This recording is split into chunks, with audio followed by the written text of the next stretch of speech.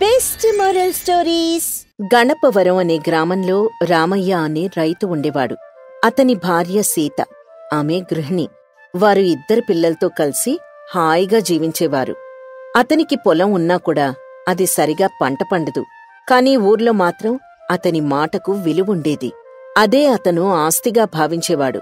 ఓ రోజు అతని భార్య, "ఏవండి, ఈరోజు పొలంలో ఏం చేద్దామని?" ఏం చేస్తాను సీత, నీళ్లు లేక పంట ఎండిపోతుంది. ఈ ఏడాది కూడా దిగుబడి రాదేమో. అయినా మీరు ఊరి పెద్దలతో మాట్లాడి ఆ కాలవ నీళ్ల సమస్య గురించి చెప్పండి. నా మాటకి విలువుందని నువ్వనుకుంటున్నావా? నేను పేదవాణ్ణి సీత. ఒక మాట అడగడానికి పేద ధనిక ఏంటండి సరే, నువ్వు చెప్పినట్టు ఒకసారి ప్రయత్నించి చూస్తాన్లే అని వీళ్ళిద్దరూ మాట్లాడుకుంటూ ఉండగా వాళ్ళ ఇద్దరి పిల్లలు బడ్నించి ఇంటికొస్తారు. నాన్నా, బళ్ళో మాస్టర్ చెప్పారు, మా పాఠశాల గోడలు పాతపడిపోయాయట. బాగు చేయడానికి డబ్బు కావాలట. అవునాన్నా, ఒక గోడ ఇప్పుడే పడిపోయేలా ఉంది. మీరేదైనా చేయండి నాన్నా. సరే పిల్లలు, నేను ఊరి పెద్దలతో మాట్లాడతాను. కాని మీరు కూడా బళ్ళో బాగా చదువుకోవాలి, సరేనా? సరేనాన్నా, నువ్వు చెప్పినట్టే చేస్తాము. ఏంటండి, ఈ విషయం గురించైనా మాట్లాడతారా లేదా? మాట్లాడతాను సీత. మన పిల్లల భవిష్యత్తు కంటే మనకేదీ ఎక్కువ కాదు అని చెప్పి రామయ్య ఊరి సమస్యలను పరిష్కరించాలని అనుకున్నాడు. ఆ రోజు సాయంత్రం ఊరి చావిడి దగ్గర సమావేశం జరిగింది. ఊరి సర్పంచ్ వెంకట్రావు, పాఠశాల మాస్టారు సత్యనారాయణ, ఇంకా కొంతమంది పెద్దలు హాజరయ్యారు. ఏమండి, ఈరోజు ఏ సమస్య గురించి మాట్లాడదాం? సర్పంచ్ గారు, మా పాఠశాల గోడలు పాతబడిపోయాయండి. బాగు చేయడానికి కనీసం 1,00,000 రూపాయలు కావాలి. ఊరివాళ్లే ఏదైనా సాయం చేయాలి. సరే, ఆలోచిద్దాం. ఇంకా ఎవరైనా ఏదైనా చెప్పాలనుకుంటున్నారా?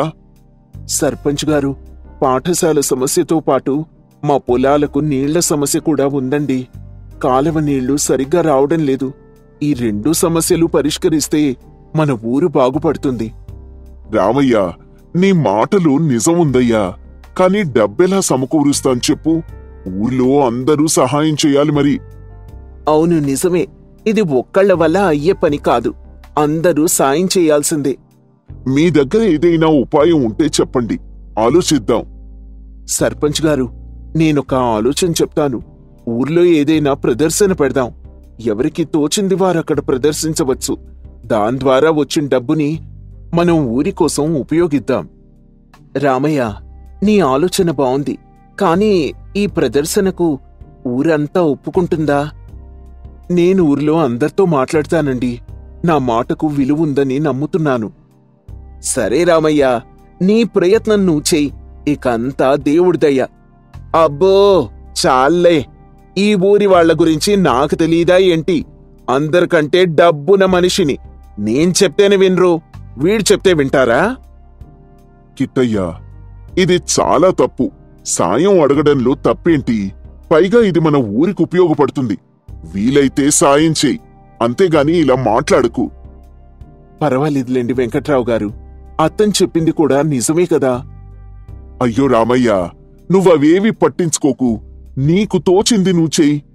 సరే వెంకట్రావు గారు అని చెప్పి రామయ్య అక్కడ్నించి వెళ్ళిపోతాడు. మరుసటి రోజు రామయ్య ఊర్లోని ఇళ్లన్నీ తిరిగాడు. అతను పెద్దలు, యువకులు, పిల్లలతో మాట్లాడాడు. ఒక ఇంట్లో ఊరి వ్యాపారి రమణమ్మతో సంభాషణ ఇలా జరిగింది. రామయ్య, నువ్వు చెప్పిన ప్రదర్శన ఆలోచన బావుంది. కాని ఇంత పెద్ద పని ఎలా చేస్తాను చెప్పు? రమణమ్మ గారు, ఊరంతా కలిస్తే ఏ పనైనా సాధ్యమే. మీరా ప్రదర్శనలో చిన్న దుకాణం పెట్టండి. పిల్లలు చేత్తో చేసిన వస్తువులు, మనం పండించిన పంటలు అమ్ముదాం. ఆ డబ్బు పాఠశాలకు, కాలువకు ఉపయోగపడుతుంది. నీ మాటలో నీతుంది రామయ్య. సరేలే, నేను సహాయం చేస్తాను. నేను ప్రదర్శనలో ఏవైనా వస్తువులు అమ్ముతాన్లే. సరేనమ్మా, ఇక నేను వెళ్ళొస్తాను. ఇలా రామయ్య ఊర్లో ప్రతి ఒక్కరితో మాట్లాడాడు. అతని నిజాయితీ, మంచి మాటలు అందర్నీ కదిలించాయి. ఊరు మొత్తం ప్రదర్శనకు సిద్ధమైంది. అక్కడ ఎవరికి తోచింది వారు ప్రదర్శిస్తూ ఉన్నారు. దానికోసం పక్క ఊర్నించి కూడా జనాలొచ్చారు. అబ్బో, జనం బాగానే వస్తున్నారే. మరి మన రామయ్య మాటంటే ఏమనుకున్నారు? అంతా అతని ప్రచారం వల్లే. అదేమీ లేదు. ఏదో ఇక్కడ ఏం జరుగుతుందా అనే ఆత్రంతో ఇంతమంది వస్తున్నారంతే. డబ్బులు రావాలిగా. పోన్లేండి, డబ్బు లేకపోయినా ఇంతమంది వస్తున్నారు అంటే ఈ ఊరి గురించైనా తెలుసుకుంటారు కదా. మీరు మీ పిచ్చితనం. ఈ డబ్బుతో ఊరిని బాగు చేసేద్దామనే అని అతని ఎగతాళి చేస్తూనే ఊరి జనం మాత్రం చాలా ఉత్సాహంగా ఆ ప్రదర్శనలో పాల్గొంటారు. అమ్మా, మన దుకాణానికి చాలా మంది వస్తున్నారు. ఈ గుండిగలన్నీ అమ్ముడుపోతాయి. అవును సురేష్, మీ నాన్న చెప్పినట్టు ఊరంతా కలిసి పనిచేస్తోంది. ఇది చూస్తే మనసుకి చాలా సంతోషంగా ఉంది. అవునమ్మా, నాన్న ఉపాయం ఫలిస్తే అదే చాలు. అవుతుందిలేవే, మన ప్రయత్నం మనం చేద్దాం అని మాట్లాడుకుంటూ ఉండగా అక్కడికి రమణమ్మ, సత్యనారాయణ వస్తారు. సీత, మీ దుకాణం బావుందే. ఈ చిలకడ దుంపలెంత?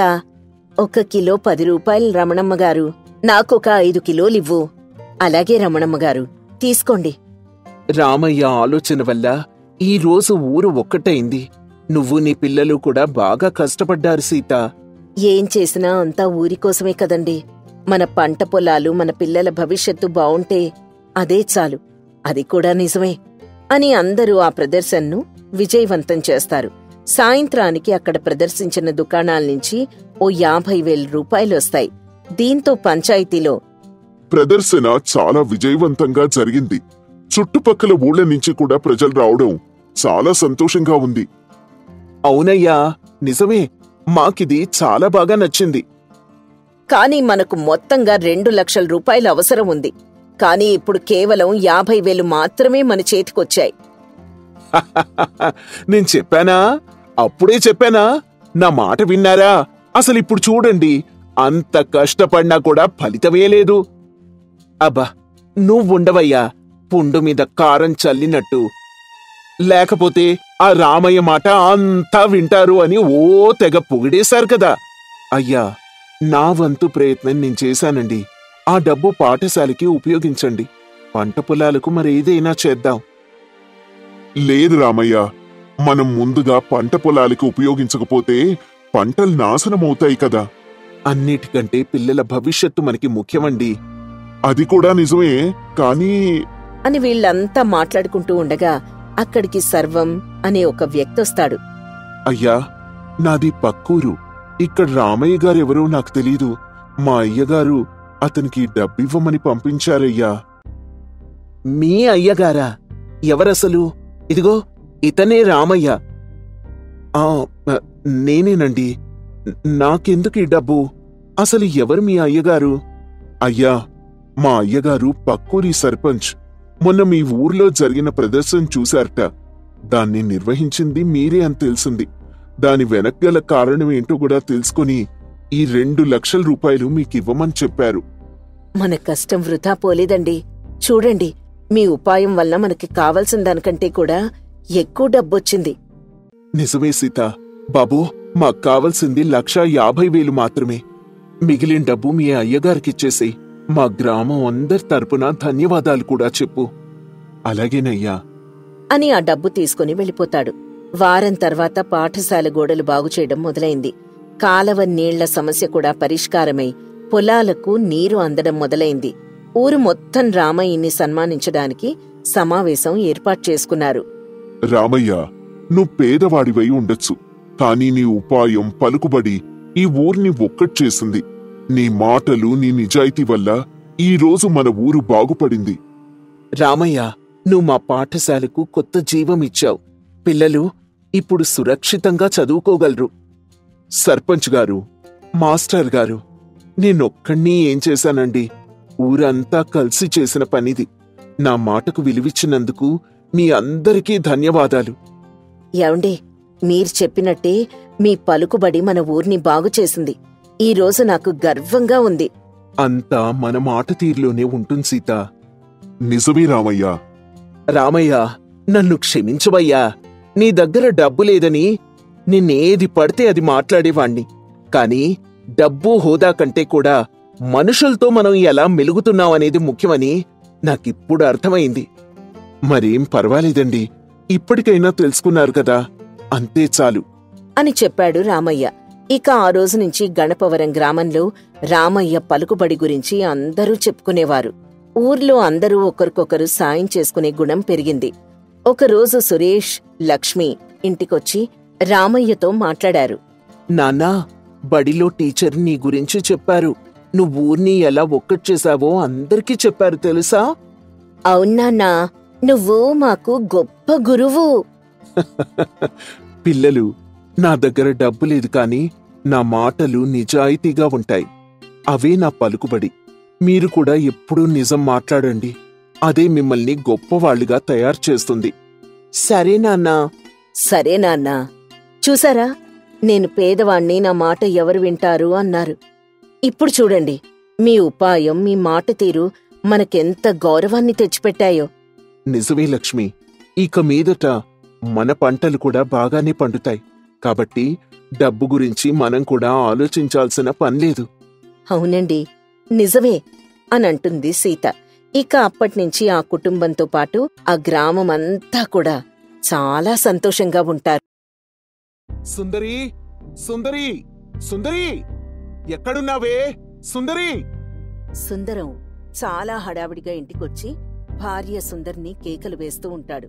ఇంట్లో 4-5 రకాల పిండి వంటలు ముందు పెట్టుకుని కూర్చొని తింటూ ఉన్న సుందరి భర్త కేక విని కంగారు పడుతుంది. అమ్మో, నా భర్త వచ్చేశాడు. ఇవన్నీ చూస్తే నన్ను తిట్టిన తిట్టు తిట్టకుండా తిడతాడు. తిండిపోతూ, బండరాయి, ఇంకా ఎన్నెన్నో మాటలు పడాల్సొస్తుంది. అవన్నీ ఎందుకు ఆయనతో మాటలు పడ్డావు? ఆయనతో మాటలు పట్టం కంటే వీటిని దాచేయడం మంచిది అని భావించి అవన్నీ దాచిపెడుతుంది సుందరి. భర్త ఇంట్లోకొస్తాడు. సుందరి, నెల రోజులకి తగ్గ బట్టలు సర్దు. మీ అమ్మ వాళ్ళ ఇంటికి వెళ్దాం. అప్పుడు సుందరి తన మనసులో, ఏంటి ఈయనకి మత్తుండే మాట్లాడుతున్నాడా? ఎప్పుడు మా పుట్టింటికి వెళ్దామన్నా కయ్యమని ఒంటికాల మీద లేస్తాడు. అలాంటిది ఈరోజు అక్కడికి తీసుకువెళ్తానంటున్నాడంటే నాకు చాలా ఆశ్చర్యంగా ఉంది. ఆయన మనసు మారేలోపు తొందరగా బట్టలు సర్దుకోవాలి అని అనుకుని హడావిడిగా బట్టలన్నీ సర్దుకుంటుంది. ఇక ఇద్దరూ కలిసి ఇంటికి తాళం వేసుకుని బయటికొస్తారు.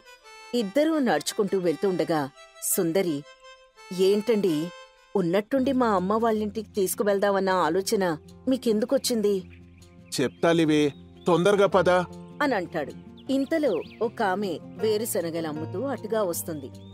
రావాలమ్మా, రావాలి, రావాలి, రావాలి, గుగ్గిళ్ళు, గుగ్గిళ్ళు, వేరుశనగ గుగ్గిళ్ళు, రావాలమ్మా, రావాలి. గిద్ద 10 రూపాయలు మాత్రమే, కేవలం 10 రూపాయలు మాత్రమే. వేరుశనగలమ్మా, వేరుశనగలు. ఆ మాటలు విని సుందరి మనసులో, అబ్బా, గుగ్గిళ్ళంటే నాకు చాలా ఇష్టం. ఈ మనిషిని అడుగుదామంటే ఈ పిసినారు మొగుడు ఇప్పిస్తాడో లేదో. అయినా ఒక మాట అడిగి చూద్దాం అని అనుకుని ఒక మాట అడిగేలోపే సుందరం ఇలా అంటాడు. సుందరి, నీకు వేరుశనగ గుగ్గిళ్ళంటే ఇష్టం కదా, తీసుకో, ఒక 20 రూపాయలువి.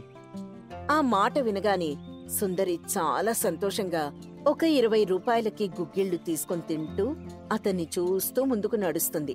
కొంచెం దూరం వెళ్ళిన తర్వాత తన మనసులో తను ఇలా అనుకుంటుంది.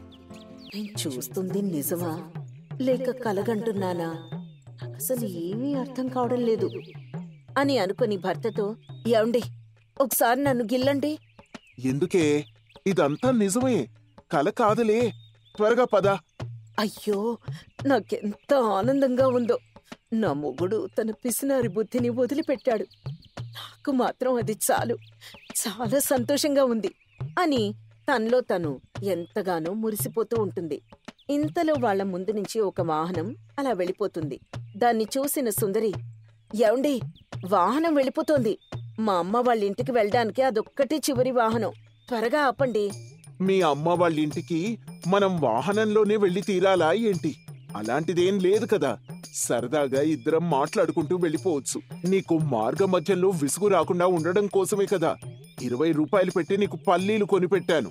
ఇంకొంచెం దూరం వెళ్తే 10 రూపాయల బఠానీ కూడా కొనిస్తానే. అవైతే ఇంకా ఎక్కువసేపు ఉంటాయి.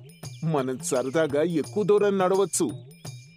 ఆ మాట వినగానే సుందరి చాలా కోపంగా, ఇప్పుడు నాకు బాగా అర్థమైందండి ఎందుకు 20 రూపాయలు పెట్టి పల్లీలు కొనిచ్చారు. రాను పోను దారి ఖర్చులకు 400 రూపాయలు అవుతాయి. ఇప్పుడైతే 30 రూపాయలతో సరిపోతుంది. ఒకవేళ వచ్చేటప్పుడు కూడా మనం నడిచొస్తే ఇంకొక 30 రూపాయలు అదనంగా అవుతాయి. దానికోసం 25 కిలోమీటర్లు నడవాలా? మీ అమ్మ వాళ్ళింటికి రావడం అసలు నాకు ఇష్టమే లేదే. కాదు కూడదు అంటే నువ్వు ఇలాగే ఇంటికి వెళ్ళిపోవచ్చు. నిండా మునిగిన తర్వాత చలి గురించి బాధపడి ప్రయోజనం ఏముందిలేండి, వెళ్దాం పదండి అంటూ చాలా కష్టం మీద చాలా దూరం నడుస్తుంది. 25 కిలోమీటర్లు ఇద్దరూ నడుచుకుంటూ రాత్రి సమయానికి సుందరి వాళ్ళ పుట్టింటికి చేరుకుంటారు. అక్కడ సుందరి తల్లి శాంతమ్మ వాళ్ళని చూసి, ఏమిటే ఇంత పొద్దుపోయి వచ్చారు? రావాలి అనుకున్న వాళ్ళు ముందే రావచ్చు కదా, అయినా ఈ పూట వాహనాలు కూడా ఉండవు. ఎలా వచ్చారు? అసలు అన్నిటికంటే గొప్ప సందేహం ఏంటంటే ఎలాంటి కబురు లేకుండా వచ్చారు. మేమెన్నిసార్లు కబురు పెట్టి రమ్మన్నా అల్లుడుగారు వచ్చేవాళ్లు కాదు. మరి ఏంటో విశేషం? ఏమీ లేదు అత్తగారు, చాలా రోజుల నుంచి మీరు రమ్మని పిలుస్తున్నారు కదా, అందుకే ఇప్పుడు తీసుకొచ్చాను. మేం వాహనంలో రాలేదు, నడిచొచ్చాం.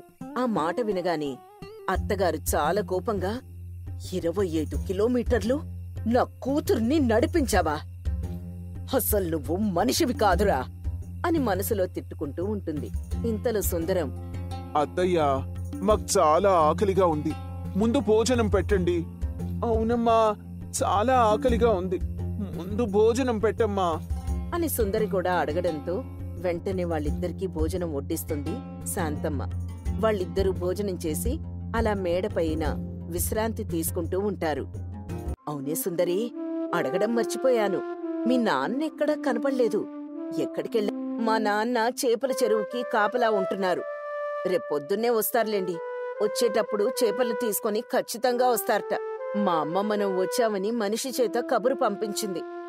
ఇక్కడుంటే తిండికి ఎలాంటి లోటు ఉండదే, అందుకే కదా మనం ఇక్కడికొచ్చింది. మన ఊర్లో 4 రోజులు పనుల్లేవే. నీ తిండికి నేను తట్టుకోలేను, అందుకే ఇక్కడికొచ్చింది. ఇక్కడైతే నీ ఇష్టం వచ్చినట్టు ఉండొచ్చు. ఇక్కడ నేను నిన్ను అవి తినకు ఇవి తినకు అని అస్సలు అడ్డు చెప్పను.